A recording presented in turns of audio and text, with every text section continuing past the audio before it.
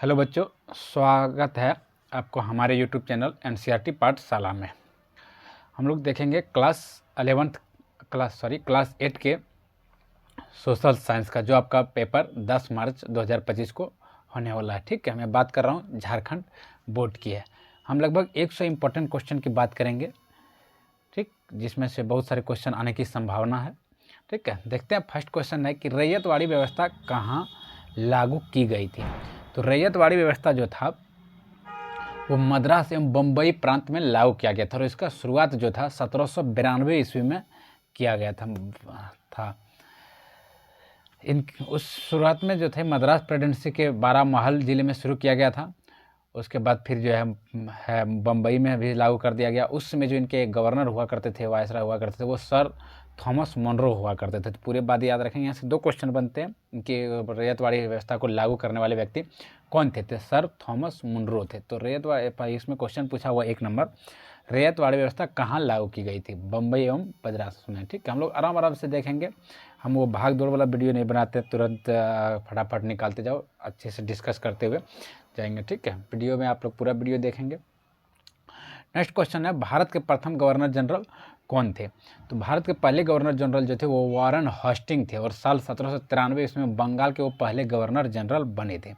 इसमें आपका option number कहाँ पे दिया, ऑप्शन नंबर ए दिया है। तो ए क्या हो जाएगा आपका, ऑप्शन नंबर सही हो जाएगा। ठीक है, पहला गवर्नर जनरल बना था कब, 1773 ईस्वी में। और कहाँ के ये गवर्नर जनरल थे, बंगाल का बना हुआ था। ठीक, किसका, बंगाल का। नेक्स्ट क्वेश्चन है, क्वेश्चन नंबर हम लोग देखते हैं थर्ड। क्वेश्चन नंबर थर्ड है, बक्सर के युद्ध के समय मुगल बादशाह कौन था।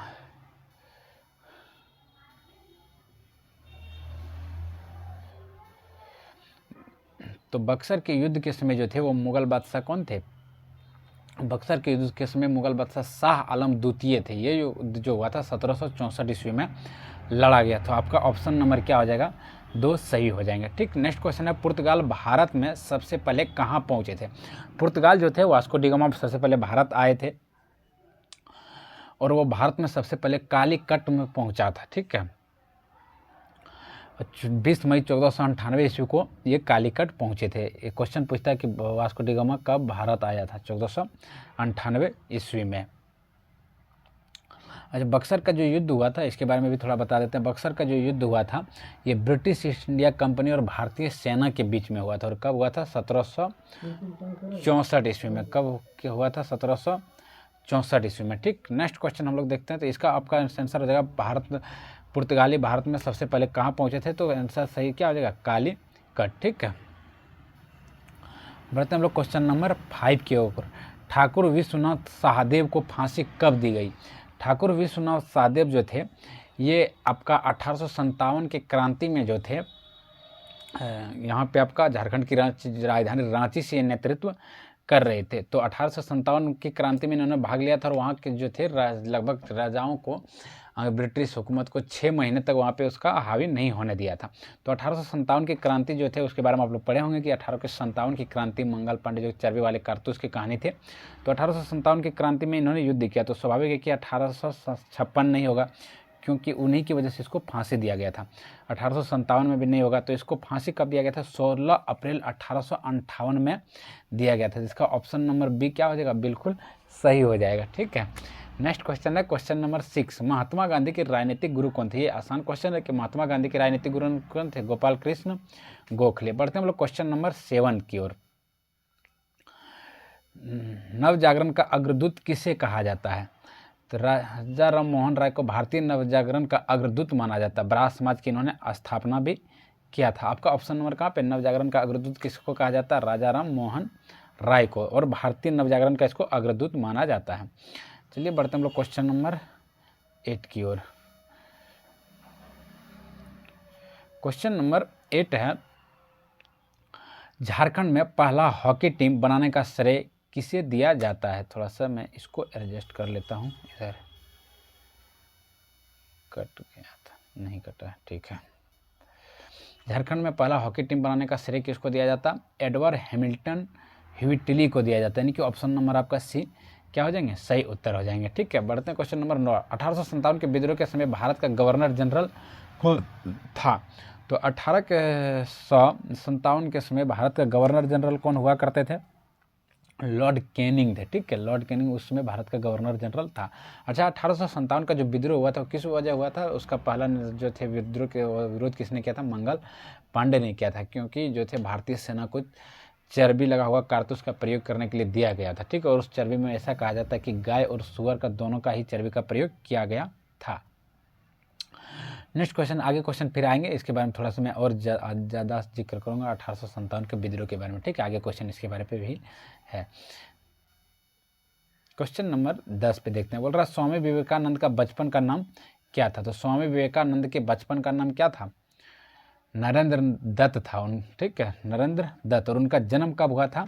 12 जनवरी 1863 को हुआ था। आपका नरेंद्र दत्त आपका कहाँ? यहाँ बॉस है, नरेंद्र नाथ बॉस ये नहीं होगा। आपका सही उत्तर क्या हो जाएगा? Option number B.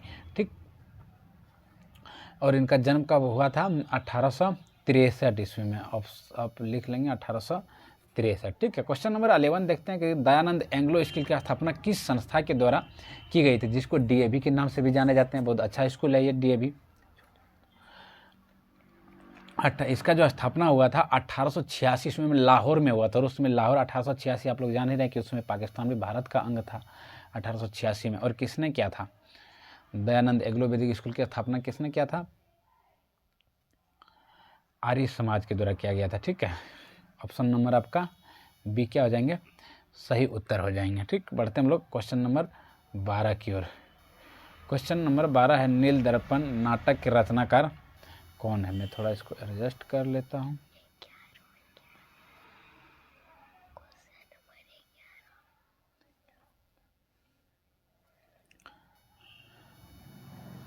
अरे इसका तो नंबर भाग गया किधर?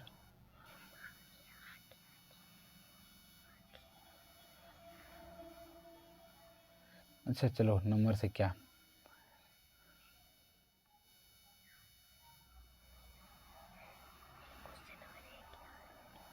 हम लोग यहाँ से देखते हैं, उधर पहले देखे थे। नील दर्पण नाटक के रचनाकार कौन है? ठीक है, क्वेश्चन नंबर ये नेक्स्ट है, नील दर्पण नाटक के रचनाकार कौन है? तो नील दर्पण नाटक के रचनाकार जो थे आपका शरत चंद्र चट्टोपाध्याय थे। ठीक है, नील दर्पण का। नेक्स्ट क्वेश्चन है जलियांवाला बाग का हत्याकांड कब हुआ था? तो जलियांवाला बाग का हत्याकांड आप लोग पढ़ा होंगे, कांग्रेस और ब्रिटिश हुकूमत के द्वारा क्या किया गया था कि रॉलेट एक्ट कानून लाया गया था, जिसके विरोध बहुत सारे किए थे। उसमें से प्रमुख 2 नेता हुआ करते थे, सैफुद्दीन किचलू वगैरह, उन लोगों को गिरफ्तार कर लिया गया था। उसी का विरोध में क्या था कि पंजाब के जो है एक स्थान हुआ करते हैं जिसका नाम था जलियांवाला। ठीक है, वहाँ पे बहुत सारे लोग विरोध करने के लिए पहुँचे थे। और वो किस दिन पहुँचे थे? बैसाखी का दिन हुआ करता था, और वो समय था बैसाखी का पूर्णिमा के दिन, यानी कि 13 अप्रैल 1919 को। जलियांवाला बाग का हत्याकांड कब हुआ था? 13 अप्रैल 1919 को। ठीक है, आपका ऑप्शन नंबर सी सही उत्तर हो जाएंगे। चलिए नेक्स्ट देखते हैं, खेरवार विद्रोह का शुरुआत किसने किया था? खेरवार विद्रोह की जो शुरुआत है साल 1874 ईस्वी में भागीरथ मांझी ने की थी। ठीक है, और इसे सफा हर आंदोलन के नाम से भी जाना जाता है। भागीरथ मांझी का जन्म हुआ वो आपका गोड्डा के तलडीहा में राजपूत परिवार में हुआ था। अच्छा, आप लोग गोड्डा से अगर कोई होंगे तो जरूर कमेंट करेंगे कि सर मैं गोड्डा से हूँ। इसमें आपका जो है ऑप्शन नंबर कौन से जाएंगे? खेरवार विद्रोह का शुरुआत किसने किया था? भागीरथ मांझी। इसमें आपका ऑप्शन दिया ही नहीं है भागीरथ मांझी। ठीक है, ये क्वेश्चन जो है थोड़ा अच्छा गलत है। ठीक है, यानी कि खेरवार विद्रोह का शुरुआत किसने किया था? भागीरथ मांझी है। ठीक है, इसमें कोई भी आंसर सही नहीं है, लिख देते हैं हम भागीरथ मांझी। आप लोग लिख लेंगे, इसका जो सही उत्तर क्या हो जाएंगे? भागीरथ। यहाँ पे लिख देता हूँ। ठीक है, भागीरथ मांझी कब किया था? 1874 ईस्वी में। नेक्स्ट क्वेश्चन है, स्वराज मेरा जन्म सिद्ध अधिकार है, इसे मैं लेकर रहूँगा, यह किसका कथन है? तो स्वराज मेरा जन्म सिद्ध अधिकार है और उसको मैं लेकर रहूँगा, यह किसका कथन है?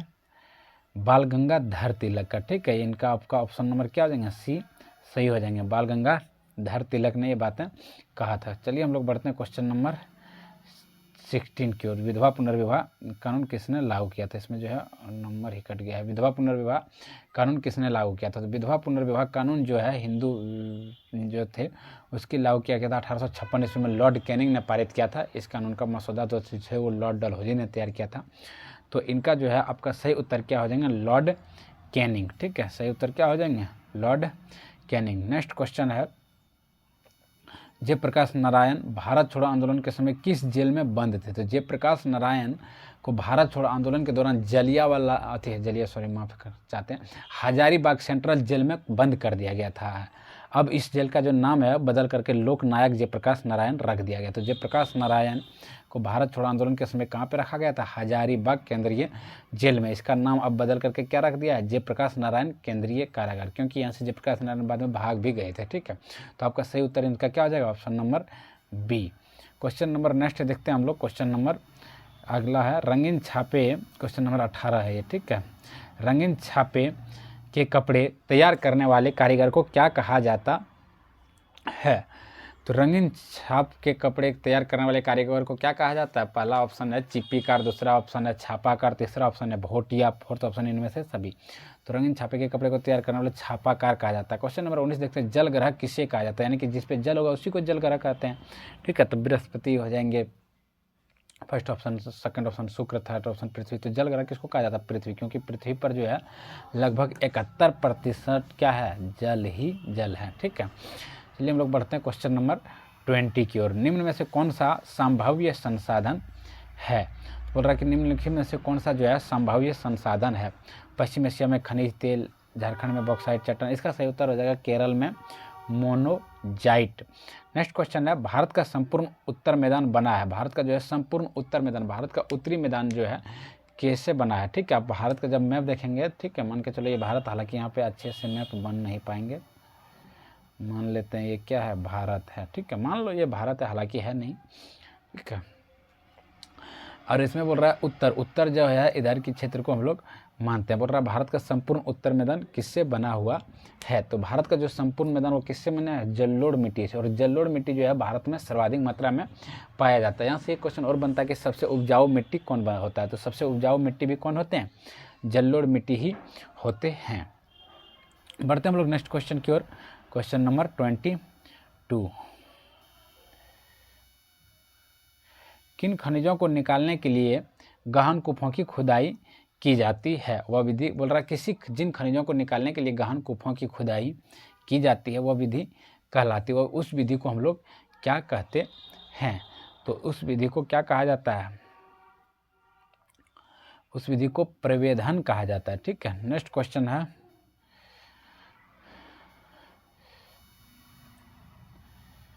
क्वेश्चन नंबर 23, नोवामुंडी, गुआ, किरीबुरु इत्यादि किस खनिज के प्रमुख केंद्र है? तो इनमें जो है यहाँ पे नोवामुंडी, गुआ, किरीबुरु इत्यादि किस खनिज के प्रमुख केंद्र है? आपका इसका सही उत्तर क्या देंगे? लो अयस्क। यहाँ पे क्या पाया जाता है? लो अयस्क। नेक्स्ट क्वेश्चन है, टिस्को को लो अयस्क कहाँ से प्राप्त होता है? तो टिस्को को जो है लो अयस्क वो लोग कहाँ से प्राप्त करते थे? सिंहभूम एवं मयूरभंज से। ठीक है, कहाँ से? सिंहभूम एवं मयूरभंज से प्राप्त करते थे। बढ़ते हम लोग नेक्स्ट क्वेश्चन की ओर। 25 नंबर, विश्व के सर्वाधिक आबादी वाला देश कौन सा है? तो वर्तमान में जो है सबसे आबादी किस देश में है? सबसे आबादी चीन में है, लेकिन ऐसा अनुमान लगाया जा रहा है कि कुछ समय के बाद जो है भारत के सबसे ज़्यादा आबादी हो जाएगा। निम्न में से कौन सार्वजनिक क्षेत्र के उद्योग से संबंधित है? क्वेश्चन नंबर 26, यानी कि बोल रहा है कि कौन जो है वो सार्वजनिक क्षेत्र के उद्योग से संबंधित है। इसमें हम सभी ऑप्शन देख लेते हैं पहले, तभी मार पाएंगे। बोल रहा है कौन सार्वजनिक क्षेत्र के उद्योग से संबंधित है? पहला ऑप्शन है मारुति उद्योग लिमिटेड, सार्वजनिक। ठीक है, किसका बात कर रहा है? सार्वजनिक, निजी क्षेत्र का नहीं। Anand milk union limited, steel authority of India limited.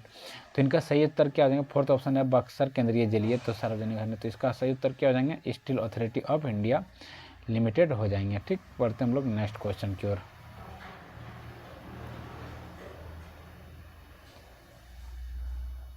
रक्षक, नेक्स्ट क्वेश्चन है, रक्षक मेखलाएं कहाँ लगाई जाती है?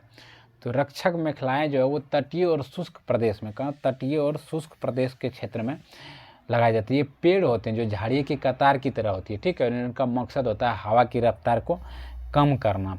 ठीक है, और मिट्टी के आवरण को बचाए रखना, क्योंकि उधर जो है शुष्क और तटीय क्षेत्र में बहुत ज़्यादा हवा चलते हैं, इसलिए इनका सही उत्तर क्या होगा, ऑप्शन नंबर ए। इसलिए वहाँ रक्षक मेखलाएँ जैसे पेड़ लगाए जाते हैं। नेक्स्ट क्वेश्चन है क्वेश्चन नंबर 28 है, विश्व वन दिवस किस तिथि को मनाया जाता है। तो विश्व वन दिवस जो है वो किस तिथि को मनाया जाता है, 21 मार्च को। इनका सही उत्तर क्या हो जाएंगे, 21 मार्च। नेक्स्ट क्वेश्चन 29 नंबर, निम्नलिखित में से कौन सा मानव निर्मित संसाधन है। मानव निर्मित संसाधन यानी कि जो मानव के द्वारा बनाया गया, और प्राकृतिक निर्मित संसाधन जो प्रकृति भगवान के द्वारा बनाया जाता है। तो झरने का जल, ठीक है, झरने का जल मानव बनाते हैं। सदाबहार वन भी मानव नहीं बनाते हैं। कैंसर उपचार की औषधि, तो कैंसर से संबंधित उपचार की औषधि कौन बनाए हैं, मानव। हालांकि वो जड़ी बूटी से ही बनते हैं, लेकिन बनाते कौन है, मानव। बढ़ते हम लोग क्वेश्चन नंबर 30 की ओर। क्वेश्चन नंबर 30 बोल रहा है कि सेरीकल्चर का संबंध है। तो सेरीकल्चर का संबंध किससे है, अंगूर के उत्पादन से, फलों के उत्पादन से, रेशम उत्पादन से, मधुमक्खी पालन से। ठीक है, तो सेरीकल्चर किसको कहा जाता है, रेशम के उत्पादन को क्या कहा जाता है, सेरीकल्चर कहा जाता है। नेक्स्ट क्वेश्चन है, उभरते हुए उद्योग को किस नाम से जाना जाता है। उभरते हुए उद्योग को किस नाम से जाना जाता है, लो इस्पात उद्योग, सूचना प्रौद्योगिकी उद्योग, विनिर्माण उद्योग, पर्सन उद्योग। तो इनका सही उत्तर क्या हो जाएगा, उभरते हुए लो उद्योग को सूचना प्रौद्योगिकी उद्योग के नाम से जाना जाता है। आप लोग वीडियो 1 से 2 बार एग्जाम से पहले जरूर देख के जाएंगे, ठीक है। बढ़ते हम लोग क्वेश्चन नंबर, नेक्स्ट है 32 नंबर की, आर्थिक क्रियाएं कितने प्रकार की होती है। तो आर्थिक क्रियाएं आपका जो है वो कितने प्रकार के होते हैं, 3 प्रकार के। ठीक है, आर्थिक क्रियाएं कितने प्रकार के होते हैं, 3 प्रकार के। नेक्स्ट क्वेश्चन है, कपास की खेती के लिए कौन सी मिट्टी उपयुक्त होती है। कपास की खेती के लिए जो है वो कौन सी मिट्टी उपयुक्त होती है, कपास की खेती के लिए काली मिट्टी सबसे ज़्यादा उपयुक्त होती है। ठीक है, काली मिट्टी को एक और नाम से जाना जाता है, रेगुर मिट्टी के नाम से भी जाना जाता है। इसलिए हम लोग देखते हैं नेक्स्ट क्वेश्चन, स्वामित्व के आधार पर लोगों को कितने भागों में बांटा जाता है।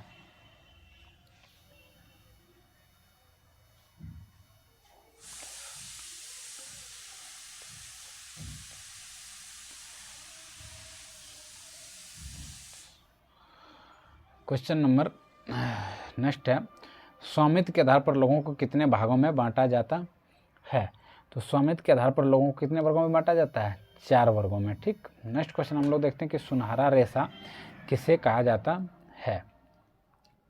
तो सुनहरा रेशा किसको कहा जाता है, जूट को जो है सुनहरा रेशा कहा जाता है। किसको, जूट को। Option number 3। इसे गोल्डन फाइबर के नाम से भी जाना जाता है, गोल्डन फाइबर के नाम से भी जाना जाता है किनको, जूट को। ठीक है, बढ़ते हम लोग क्वेश्चन नंबर नेक्स्ट की ओर। विश्व जनसंख्या दिवस किस तिथि को मनाया जाता है। तो विश्व जनसंख्या दिवस जो है किस तिथि को मनाया जाता है, विश्व जनसंख्या दिवस 11 जुलाई को मनाया जाता है। नेक्स्ट स्लाइड अच्छा है, ये मैं थोड़ा देख नहीं पाया, नंबर कट गया, ठीक है, माफ़ करना। चलो बढ़ते हैं क्वेश्चन नंबर आगे। विश्व का सबसे बड़ा लिखित संविधान किस देश का है। तो विश्व का सबसे लिखित संविधान किस देश का है, चीन के, भारत के। सबसे बड़ा लिखित संविधान किसका है, भारत का है। ठीक है, अच्छा किस देश का संविधान लिखा हुआ नहीं है, तो वो किसका है, इंग्लैंड, जिसको हम लोग ब्रिटेन के नाम से भी जाने जाते हैं। इसका संविधान जो है लिखित संविधान नहीं है। नेक्स्ट क्वेश्चन है, भारत का बिस्मार्क किसको कहा जाता है। तो सरदार वल्लभ भाई पटेल को जो है भारत का बिस्मार्क कहा जाता है। उनका जन्म जो हुआ था 1875 ईस्वी के गुजरात के नडियाद गांव में हुआ था। तो ऑप्शन नंबर आपका सी क्या हो जाएंगे, सही हो जाएंगे। ठीक है, भारत के बिस्मार्क को क्या कहा जाता है, भारत का बिस्मार्क किसे कहा जाता है, सरदार वल्लभ भाई पटेल को कहा जाता है। ठीक है, क्वेश्चन नंबर नेक्स्ट है 39। बोल रहा लोकसभा की बैठकों की अध्यक्षता कौन करता है। तो लोकसभा के बैठक का अध्यक्षता कौन करते हैं, लोकसभा अध्यक्ष करते हैं। ठीक है, नेक्स्ट क्वेश्चन है, किसकी स्वीकृति के बाद विधेयक कानून बन जाता है। तो कोई भी विधेयक होती है उसमें लास्ट में किसका स्वीकृति होता है, किसका साइन होना जरूरी होता है, राष्ट्रपति का। ठीक है, किसका साइन जरूरी होता है, राष्ट्रपति का। चलिए हम लोग बढ़ते हैं नेक्स्ट क्वेश्चन की ओर। क्वेश्चन नंबर 21 है, स्वच्छ भारतीय अभियान की शुरुआत कब हुई। तो स्वच्छ भारतीय अभियान का शुरुआत कब किया गया था, नरेंद्र मोदी के द्वारा किया गया था।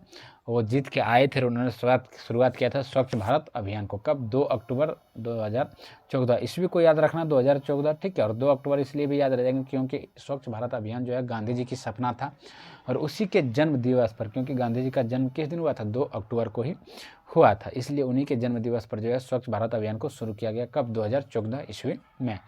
नेक्स्ट क्वेश्चन है, फ्लोराइड युक्त पानी से कौन सी समस्या उत्पन्न होती है? तो फ्लोराइड युक्त पानी से क्या होता है? कमजोर हड्डी हो जाता तथा दांतों का रंग पीला हो जाता है। तो इसमें ऑप्शन नंबर आपका 2 चीज़ें होती है, कमजोर हड्डी और दांतों का रंग भी क्या होता है? पीला। अगर फ्लोराइड युक्त अगर पानी आप यूज कर रहे हैं तो आपका दांत जो है वो साफ नहीं दिखेगा, कैसे हो जाएगा? पीला, ठीक है। और हड्डी भी आपका कमजोर हो जाएगा। अगर आप कहीं पे पानी पी रहे हैं और आपका दांत पीला हो रहा है तो उस पानी को आपको नहीं पीना चाहिए, नहीं यूज करना चाहिए, ठीक। बढ़ते हम लोग क्वेश्चन नंबर 23 की ओर। 23 नंबर क्वेश्चन है, झारखंड की आबादी का कितना प्रतिशत आदिवासी है? झारखंड में कुल लगभग 32 जनजातियां पाई जाती है, जिसमें से 26% जो है आबादी क्या है? आदिवासी हैं, ठीक है।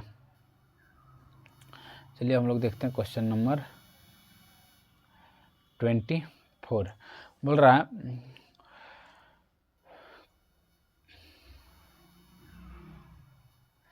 अभिलेखीय न्यायालय किसे कहा जाता है? अभिलेखीय न्यायालय किसको कहा जाता है? तो ऑप्शन नंबर क्या हो जाएंगे? ए, ठीक है। सर्वोच्च न्यायालय को जो है क्या कहा जाता है? अभिलेखीय न्यायालय कहा जाता है। नेक्स्ट क्वेश्चन है, अंतर्राष्ट्रीय नशा निरोधक दिवस कब मनाया जाता है? अंतर्राष्ट्रीय नशा निरोधक दिवस कब मनाया जाता है? 26 जून को। ये डेट याद रखना, कब मनाया जाता है? 26 जून को, ठीक है। हम लोग बढ़ते हैं क्वेश्चन नंबर 26 की ओर।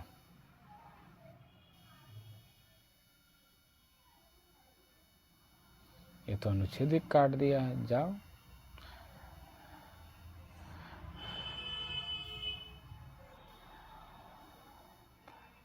क्वेश्चन नंबर 26 है, राज्यसभा में कितने सदस्य राष्ट्रपति द्वारा मनोनीत किया जाता है? तो राज्यसभा में जो है कितने सदस्य राष्ट्रपति के द्वारा मनोनीत किया जाता है? 12, ठीक है। राज्यसभा में कितने किए जाते हैं? 12। अच्छा, लोकसभा में कितना किया जाता है? लोकसभा में 2 किया जाता है, ठीक है। लोकसभा का अगर पूछे तो 2, और राज्यसभा का पूछे तो 12। राज्यसभा में अधिकतम सीट कितना हो सकता है? 250। लोकसभा में अधिकतम सीट कितना हो सकता है? 552, ठीक। अभी लोकसभा में वर्तमान में कितना सीटें हैं? 545 सीटें हैं, ठीक है। कितना? 545। बढ़ते हम लोग क्वेश्चन नंबर 47 की ओर। बोल रहा है कि संविधान के किस अनुच्छेद के अनुसार बाल श्रम दंडनीय अपराध, यानी कि जो है 14 वर्ष से कम बच्चे को जो है आप किसी भी फैक्ट्री में लगाते हैं तो आपके ऊपर क्या हो सकता है? कानूनी कार्रवाई हो सकता है। इसका बात किस में कहा गया है? इसका बात जो है अनुच्छेद आपका 24 में कहा गया था, ठीक। अब क्वेश्चन नंबर है 28, वर्तमान में भारत के राष्ट्रपति कौन है? बोल रहा है कि वर्तमान में जो है भारत का राष्ट्रपति कौन है? तो श्रीमती द्रौपदी मुर्मू, जो कि झारखंड के ही हैं, इसलिए इसका नाम याद रखना जरूरी है।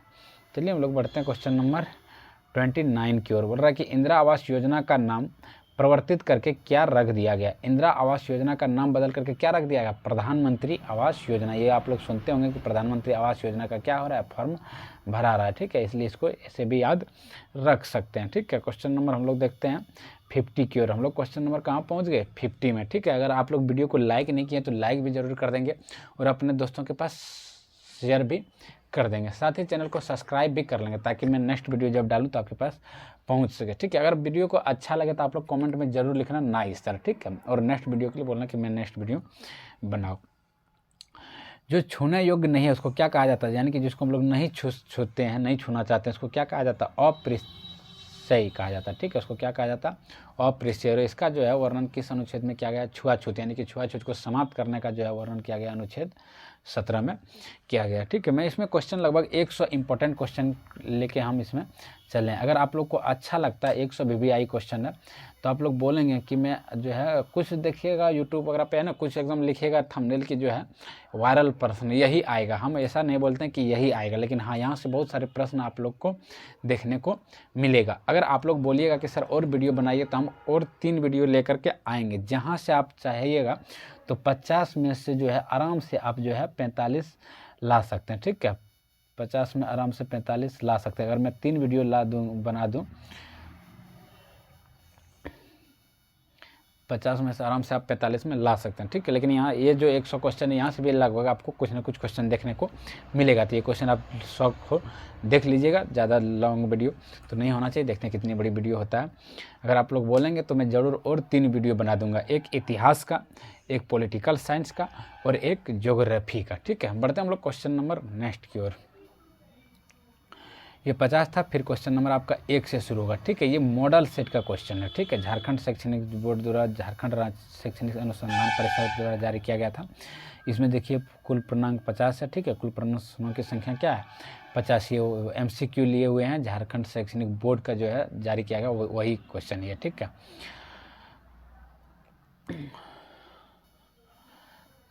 इसमें आपको जो है प्रत्येक प्रश्न के लिए 1 अंक निर्धारित किए जाएंगे, 4 विकल्प दिए जाएंगे, ठीक है। ये जो है आपका वो क्वेश्चन है। इसमें इसलिए ये जो है हिंदी और इंग्लिश दोनों में ये क्वेश्चन आपको देखने को मिलेगा, क्योंकि ये झारखंड बोर्ड द्वारा जारी किया गया 2025 का क्वेश्चन है, ठीक है। यहाँ से ये दोनों सेट से लगभग आपको 15 से 20 क्वेश्चन देखने को मिलेंगे, 10 से 15 क्वेश्चन मान लीजिए। तो आप ज़रूर वीडियो देखेंगे। मेरे ख्याल से लगभग 1 घंटा से नीचे का ही वीडियो रहेगा, 45 से 50 मिनट के आसपास रहेगा। प्रथा क्वेश्चन है, भारत के पहले गवर्नर जनरल कौन थे? तो भारत का पहले गवर्नर जनरल कौन था? ये क्वेश्चन पिछले सेट में भी हम लोग देखे थे। इसका सही उत्तर क्या हो जाएगा? वारन हेस्टिंग, ठीक।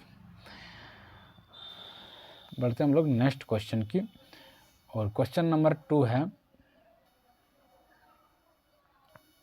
लॉर्ड क्लाइव ने भारत का मानचित्र तैयार करने की जिम्मेदारी किससे सौंपी थी? क्वेश्चन नंबर 2 है कि लॉर्ड क्लाइव ने भारत का मानचित्र तैयार करने की जिम्मेदारी किसे सौंपी थी?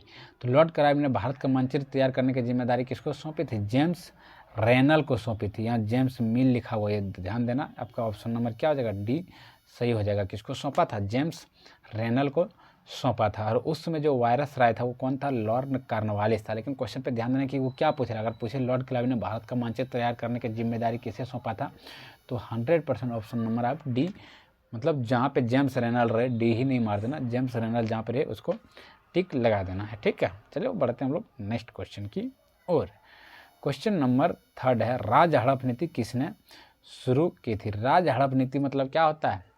राज को हड़प लेना। ये किसने शुरू किया था? लॉर्ड डलहौजी ने 1857 की क्रांति से 2 दिन अधिवेशन लाया था कि जिनके बच्चे नहीं रहेंगे, जिनके बेटे नहीं रहेंगे, जिस राजा के बेटे नहीं रहेंगे उसका राज को क्या कर लिया जाएगा? हड़प लिया जाएगा। इसके साथ साथ ये भी लाया गया था कि जो है किसी का बेटे अगर अयोग्य होंगे, राजा बनने योग्य नहीं होंगे, तो उनको भी क्या कर लिया जाएगा? हड़प कर लिया जाएगा। तो ये जो है बाद में इन्होंने क्या करता था? ज़बरदस्ती भी कर देता था कि जो आपका बेटा राजा बनने योग्य नहीं है, ठीक। तो राज हड़प नीति किसने शुरू किया था? लॉर्ड डलहौजी ने। चलिए क्वेश्चन नंबर हम लोग देखते हैं 4। बोल रहा इतिहास को समानतः कितने कालखंडों में बांटा गया? तो इतिहास को समानतः जो है कितने कालखंडों में बांटा गया? 3। कौन कौन इतिहास? प्राचीन इतिहास, मध्यकालीन इतिहास और आधुनिक इतिहास। चलो बढ़ते हैं क्वेश्चन नंबर हम लोग 5 की ओर। बोल रहा पोर्ट विलियम किला किस शहर में बनाया गया था? तो पोर्ट विलियम किला जो है, मैं इंग्लिश को नहीं, नीचे है, port William fort was built in which city, यानी कि बोल रहा है पोर्ट विलियम किला किस शहर में बनाया गया था? तो पोर्ट विलियम किला जो था वो कहाँ पे बनाया गया था? पश्चिम बंगाल के कोलकाता शहर में बनाया गया था। कोलकाता कहाँ पे है? पश्चिम बंगाल में है, ठीक है। और ये हुगली नदी के किनारे स्थित है। किस नदी के किनारे स्थित है? हुगली नदी के किनारे ये स्थित है। कौन सा? पोर्ट विलियम, ठीक है। इसका निर्माण कहाँ पे हुआ था? कोलकाता के हुगली नदी के किनारे, जिसका निर्माण कब हुआ था? 1696 ईस्वी में इसका निर्माण किया गया था। और इसका निर्माण किसके द्वारा किया गया था? ईस्ट इंडिया कंपनी के द्वारा किया गया था, ठीक है। इतना बात याद रखेंगे। पोर्ट विलियम किस शहर में बना था? कोलकाता में। किस नदी के किनारे? हुगली नदी के किनारे। कब बना था? 1696 में। किसने बनाया था? ईस्ट इंडिया कंपनी ने। बढ़ते हम लोग क्वेश्चन नंबर नेक्स्ट की ओर। टीपू सुल्तान, नेक्स्ट क्वेश्चन है कि टीपू सुल्तान कहाँ का शासक था? तो टीपू सुल्तान जो थे वो कहाँ के शासक थे? मैसूर के शासक थे। टीपू सुल्तान कहाँ के शासक थे? ऑप्शन नंबर सी, ठीक है। नेक्स्ट क्वेश्चन की ओर हम लोग बढ़ते हैं। Question number 7। भारत में अंग्रेजों द्वारा किस फसल की खेती किसानों को जबरन कराई जाती है? बोल रहा है कि भारत में जो है अंग्रेजों द्वारा किस फसल की खेती किसानों को जबरन कराया जाता है? किस खेती का? नील का, ठीक है। क्योंकि ब्रिटेन में नील की बहुत ज़्यादा मांग था। और नील की खेती भारतीय किसान इसलिए नहीं करना चाहते थे क्योंकि नील की खेती करने से क्या होता, ज़मीन बंजर हो जाता, वहाँ पे दूसरी फसल फिर से नहीं होता, ना ही नील होता, यानी कि एक ही बार होता है, ठीक है।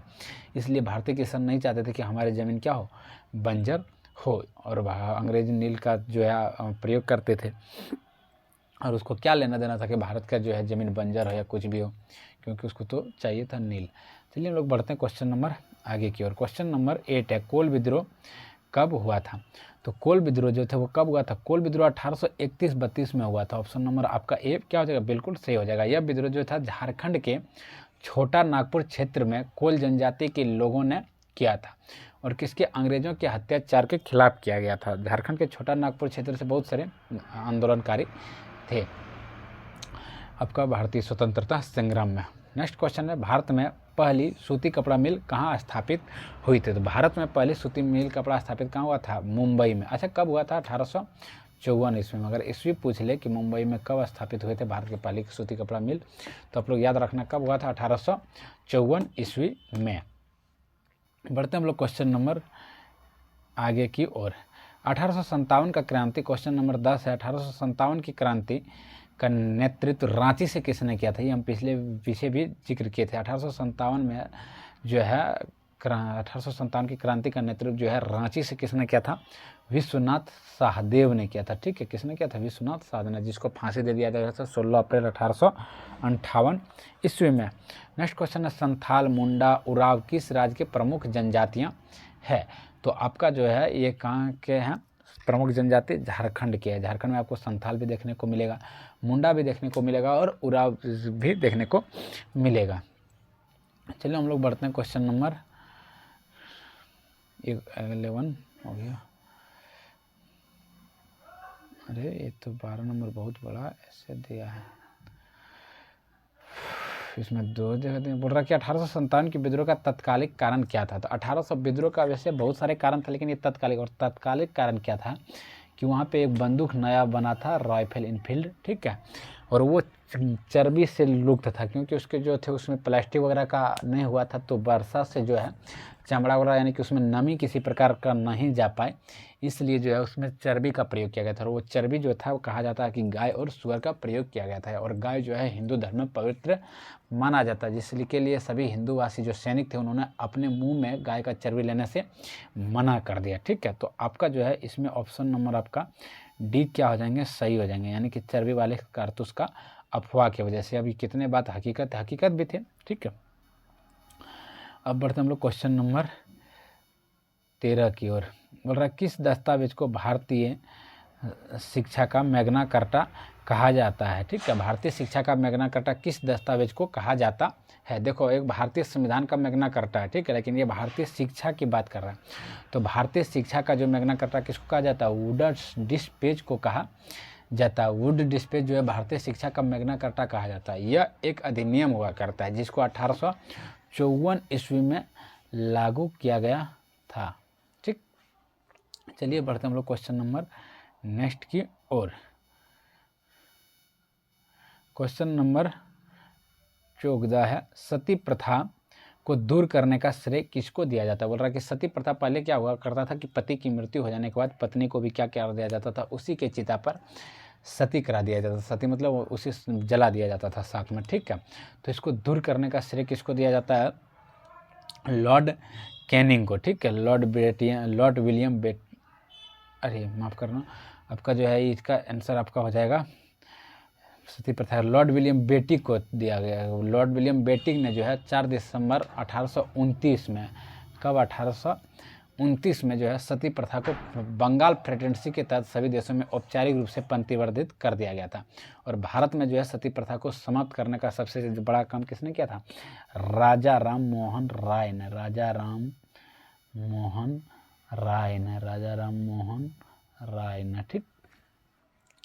तो सती प्रथा का दूर किसने? लॉर्ड विलियम बेटिक, कब? 1829 में। भारत में किसने किया था? राजा राम मोहन राय ने, ठीक। बढ़ते हम लोग क्वेश्चन नंबर 15 की ओर। क्वेश्चन नंबर 15 कि निम्नलिखित में से कौन स्त्री पुरुष तुलना पुस्तक के प्रकाशन से संबंधित है? तो स्त्री पुरुष तुलना का प्रकाशन का पुस्तक किसने लिखा था? ताराभाई शिंदे ने लिखा था 1882 ईस्वी में। आपका ताराभाई शिंदे कहाँ पे, ऑप्शन नंबर ए में, ठीक है। कब लिखा था, 1882 ईस्वी में, ठीक। चलिए बढ़ते हम लोग क्वेश्चन नंबर 16 की ओर। क्वेश्चन नंबर 16 ये पहले भी देखे थे, हिंदू विधवा पुनर्विवाह अधिनियम कब लागू किया गया था, 1856 ईस्वी में, ठीक। पढ़ते हम लोग क्वेश्चन नंबर 17 की ओर। क्वेश्चन नंबर 17 है कि आर्य समाज की स्थापना किसने की। आर्य समाज का जो है स्थापना किसने किया था, आर्य समाज का स्थापना किसने किया था, केशव चंद्र सेन ने, स्वामी विवेकानंद ने, दयानंद सरस्वती ने, राजाराम मोहन राय ने। तो आपका जो है आर्य समाज का स्थापना किसने किया था, दयानंद सरस्वती ने किया था, ठीक है। चलिए क्वेश्चन नंबर हम लोग 8 देखते हैं। बंगाल विभाजन के समय बोल रहा है कि भारत का गवर्नर जनरल कौन था। अच्छा, बंगाल विभाजन के समय भारत का गवर्नर जनरल कौन था, लॉर्ड कर्जन था, ठीक। और बंगाल विभाजन कब हुआ था, 19 जुलाई 1905 को, ठीक। कब, 19 जुलाई 1905 को। वायसराय कौन थे, लॉर्ड कर्जन। आपका ए नंबर क्या हो गया, आंसर नंबर सही। बंगाल विभाजन के समय भारत का गवर्नर जनरल कौन था, लॉर्ड कर्जन, ठीक। बढ़ते हम लोग क्वेश्चन नंबर 19 की ओर। क्वेश्चन नंबर 19 है, निम्न में से किसे अगस्त क्रांति के नाम से भी जाना जाता है। बोल रहा है किससे जो है अगस्त क्रांति के भी नाम से जाना जाता है, क्यों, यानी किसको क्या जाना जाता है, भारत छोड़ो आंदोलन को। ये कब शुरू हुआ था और किसने शुरू किया था, 8 अगस्त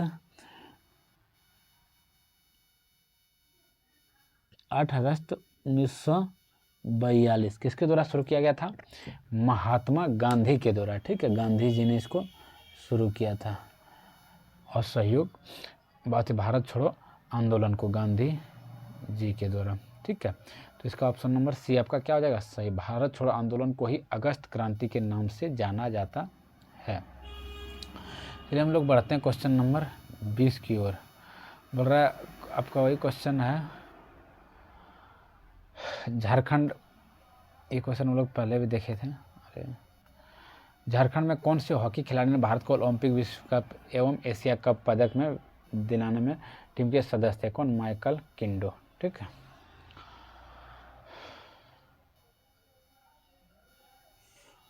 अरे ये कैसे कट गया। नेक्स्ट क्वेश्चन है, चंद्रमा के दक्षिणी ध्रुव पर पहुंचने वाला पहला देश कौन था, ठीक है। चंद्रमा के दक्षिणी ध्रुव पर पहुंचने वाला पहला देश कौन था, चंद्रमा के दक्षिणी ध्रुव पर पहुंचने वाला पहला देश भारत था, ठीक है। ऑप्शन नंबर आपका सी क्या हो जाएंगे, सही उत्तर हो जाएंगे, ठीक है। चंद्रमा के दक्षिणी ध्रुव पर पहुंचने वाला पहला देश कौन था, भारत। चलो हम लोग बढ़ते हैं नेक्स्ट क्वेश्चन की ओर।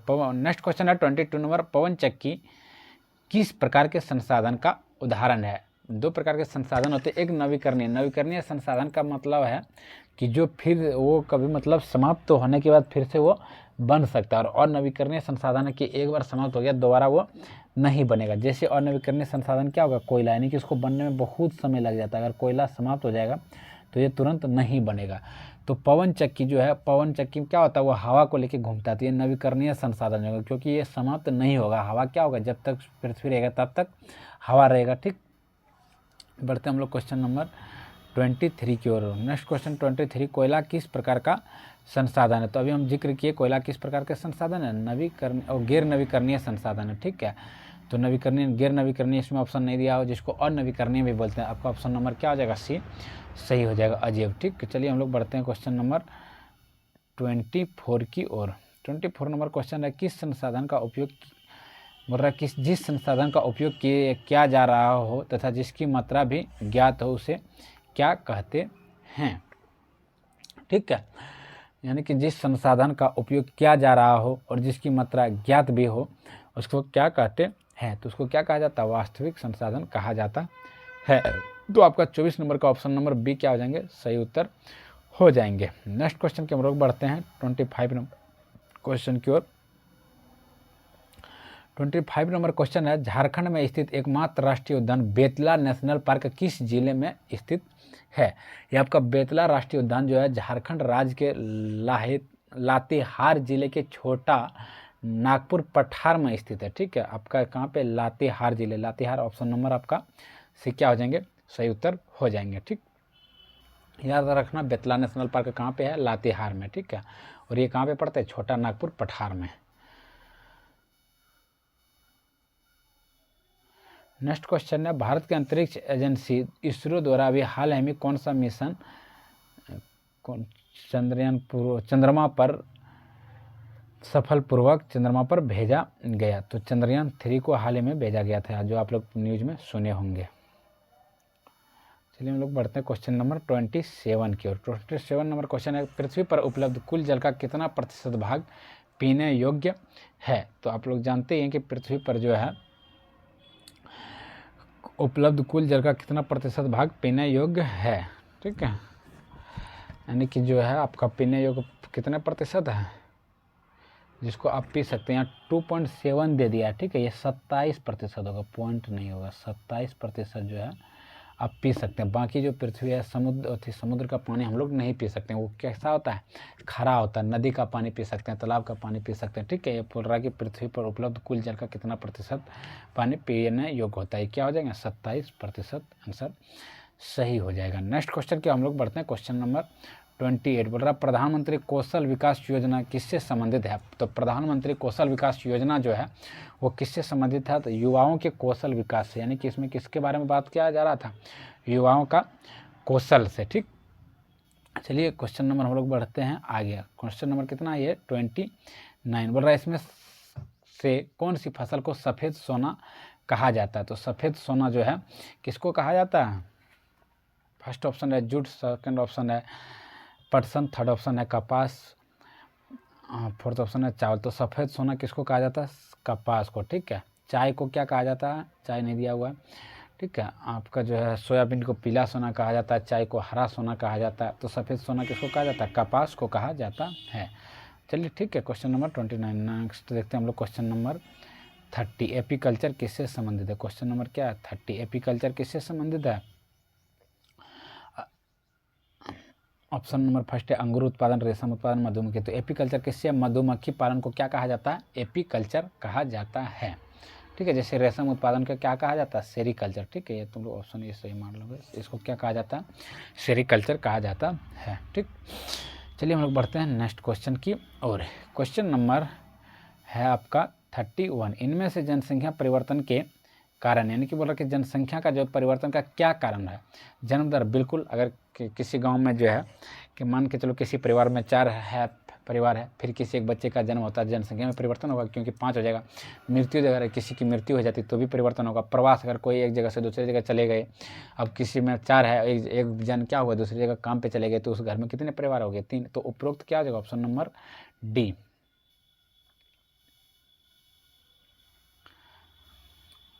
क्वेश्चन नंबर 32, क्वेश्चन नंबर 32 है, आणविक ऊर्जा के उत्पादन के लिए निम्न में से किसका उपयोग किया जाता है? तो आणविक ऊर्जा के उत्पादन के लिए किसका उपयोग किया जाता है? यूरेनियम और थोरियम को किया जाता है। थोरियम ऑप्शन में नहीं है, ऑप्शन नंबर आपका ए दिया हुआ, किसका? यूरेनियम और थोरियम का किया जाता है, ठीक है। हम लोग बढ़ते हैं क्वेश्चन नंबर 33 की ओर, ठीक है। 33 है कि उत्तरी पूर्वी भारत में हस्तांतरित कृषि को किस नाम से जाना जाता है? तो उत्तरी पूर्वी भारत में हस्तांतरित कृषि को किस नाम से जाना जाता है? झूम खेती के नाम से जाना जाता है। क्वेश्चन नंबर 34 है, 2011 के जनगणना के अनुसार भारत का जनसंख्या घनत्व कितना था? तो 2011 के जनगणना के अनुसार भारत का जो जनसंख्या घनत्व था वो 382 व्यक्ति प्रति किलोमीटर वर्ग था, ठीक। नेक्स्ट क्वेश्चन है 35 नंबर, उद्योग किस प्रकार के आर्थिक क्रियाएं हैं? तो उद्योग जो है आपका किस प्रकार के अंतर्गत आता है? प्राथमिक, द्वितीय, तृतीय, चतुर्थ। तो उद्योग जो है वो किसके अंतर्गत आता है? देखो कृषि वगैरह हो गया आपका प्राथमिक के अंतर्गत, उद्योग जो है वो किसके अंतर्गत आता है? द्वितीय क्षेत्र के अंतर्गत आता है। किसके अंतर्गत? द्वितीय क्षेत्र के अंतर्गत आता है, ठीक है। बढ़ते हैं हम लोग क्वेश्चन नंबर आगे की ओर। क्वेश्चन नंबर 36 बोल रहा है, भारत एक संप्रभुत्व राष्ट्र कब बना? तो भारत जो है एक संप्रभुत्व राष्ट्र कब बना? आप लोग इसका आंसर बताइए। तो भारत जो है एक संपूर्ण राष्ट्र कब बना? पहला ऑप्शन है 15 अगस्त 1947, दूसरा ऑप्शन है 26 जनवरी 1950। ये दोनों तो आप लोग जान रहे हैं, होगा नहीं। तो भारत जो है एक संपूर्ण राष्ट्र कब बना था? संप्रभुत्व राष्ट्र जिस दिन भारत की जो है जो गणतंत्र हो गए थे, जिस दिन संविधान लागू किया गया था, जब भारत गणतंत्र बने थे, उसी दिन को इसको क्या कहा जाता है? संपूर्ण राष्ट्र बना। यानी कि आपका ऑप्शन नंबर क्या है? बी सही उत्तर है, 26 जनवरी 1950। चलिए हम लोग बढ़ते हैं क्वेश्चन नंबर नेक्स्ट की ओर। बोल रहा है संविधान द्वारा प्रदत्त मौलिक अधिकारों की संख्या कितना है? वर्तमान में मौलिक अधिकारों की संख्या कितना है? 6। ठीक, पहले 7 हुआ करते थे, अभी 6 है। संपत्ति के अधिकार को क्या कर दिया गया? हटा दिया गया।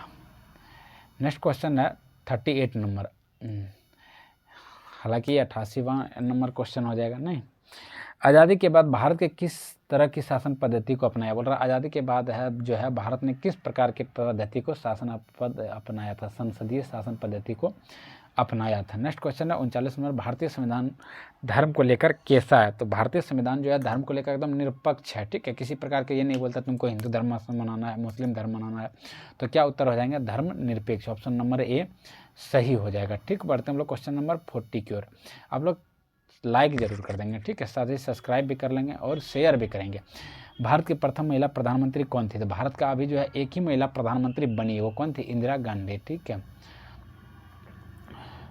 चलिए हम लोग बढ़ते हैं क्वेश्चन नंबर 21 की ओर। बोल रहा है सरकार को जन सुविधाओं के लिए पैसा कहाँ से आता है? तो सरकार को जन सुविधाओं का पैसा कहाँ से आता है? टैक्स से। ठीक है, कर से। सरकार को जन सुविधा के लिए पैसा कहाँ से आता है? टैक्स से, कर से आता है, यानी कि ऑप्शन नंबर ए आपका क्या हो जाएंगे? बिल्कुल सही उत्तर हो जाएंगे। ठीक, हम लोग बढ़ते हैं क्वेश्चन नंबर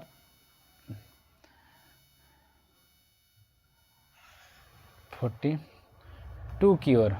ठीक है, बोल रहा है कि इनमें से कौन भारतीय संसद तीनों अंगों से संबंधित है? तो भारतीय संसद का 3 अंग कौन है? लोकसभा, राज्यसभा और राष्ट्रपति। आपका option number C, Lok Sabha, Rajya Sabha तथा राष्ट्रपति जो है वो संसद के 3 अंग कहलाते हैं। नेक्स्ट क्वेश्चन है लोकसभा में सदस्यों की अधिकतम संख्या कितनी हो सकती है? हम बताए थे लोकसभा में, नेक्स्ट पीछे उधर, लोकसभा में जो है आपका अधिकतम संख्या कितना हो सकता है? 552 हो सकता है, लेकिन वर्तमान में कितना है? 543 है। कितने सभा पर चुनाव होते हैं? 543। 2 क्या करते हैं? राष्ट्रपति मनोनीत करते हैं।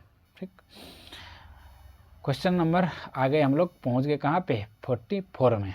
बोल रहा भारतीय संविधान के किस अनुच्छेद के द्वारा अपरिचितता का उन्मूलन किया, यानी किसमें बात किया गया कि छुआछूत को जो है खत्म करने की बातें किया गया? अनुच्छेद 17। बहुत अच्छा क्वेश्चन है, अनुच्छेद 17 में इसकी बातें कहा गया है। नेक्स्ट क्वेश्चन है कौन सी योजना गरीब महिलाओं को निःशुल्क LPG कनेक्शन उपलब्ध कराते हैं? तो आप लोग इसको जानते ही हैं, कौन सा हो जाएगा? प्रधानमंत्री उज्ज्वला योजना। ठीक है, क्या हो जाएगा? प्रधानमंत्री उज्ज्वला योजना। घर में सबके यहाँ टैंकी होगा, देखना लिखा होगा प्रधानमंत्री उज्ज्वला योजना, अगर आप लोग प्रधानमंत्री उज्ज्वला योजना के तहत गैस को लिए होंगे तो। क्वेश्चन नंबर 26 है, देशों में उच्च न्यायालय की कुल संख्या कितनी है? तो देशों में उच्च न्यायालय की कुल संख्या कितनी है? 24 स्टेट में जो है उच्च न्यायालय है। ठीक, उच्च न्यायालय को इंग्लिश में क्या बोलते हैं? High court. FIR का फुल फॉर्म क्या होता है? तो FIR का फुल फॉर्म क्या होता है? फर्स्ट इन्फॉर्मेशन रिपोर्ट बोलता है ना, फर्स्ट इन्फॉर्मेशन रिपोर्ट, यानी कि पहली बार आप क्या कर रहे हैं? इन्फॉर्मेशन मतलब सूचना दर्ज कराने कोर्ट में बोलते थाना में जा रहे हैं, उसी को क्या बोला जाता है? FIR।